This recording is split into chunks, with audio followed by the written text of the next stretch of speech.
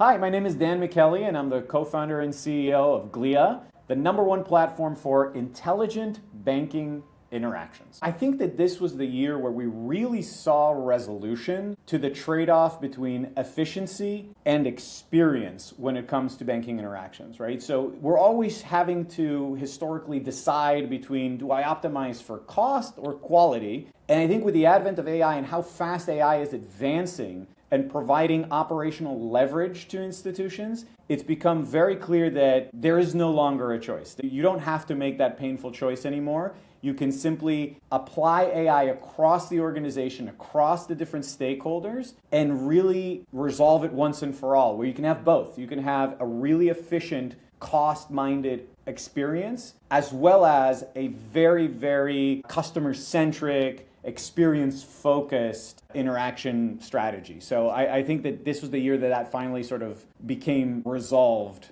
once and for all. It's funny because the irony is that the institutions that are still waiting to move forward with AI across their organization, customer agent facing, executive facing, leadership facing in general, they are afraid of losing that human touch. Right? There's sort of, hey, this is going to make us feel and present more robotic. And ironically, I think it's the opposite, because what ends up happening is most of the institutions that we work with start from a point of completely underwater on the amount of interactions they have to handle over the phone and over the different channels that they support. They're underwater. They don't have the capacity, right?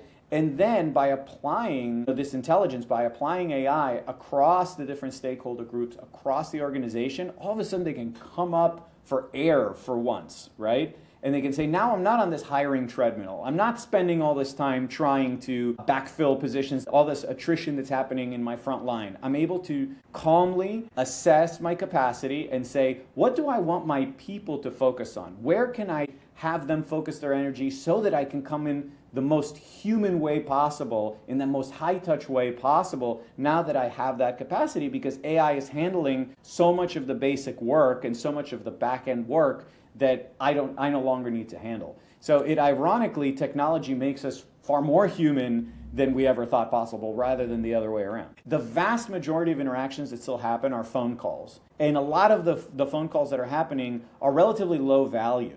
Right? So at the end of the day, if you can resolve that first, then you open up the possibility to reinvest the time, right, into the valuable interactions that you want. With voice AI reaching human parity, in 2026, I think it's going to be very hard to distinguish between a human and an AI voice assistance experience over the phone in 2026.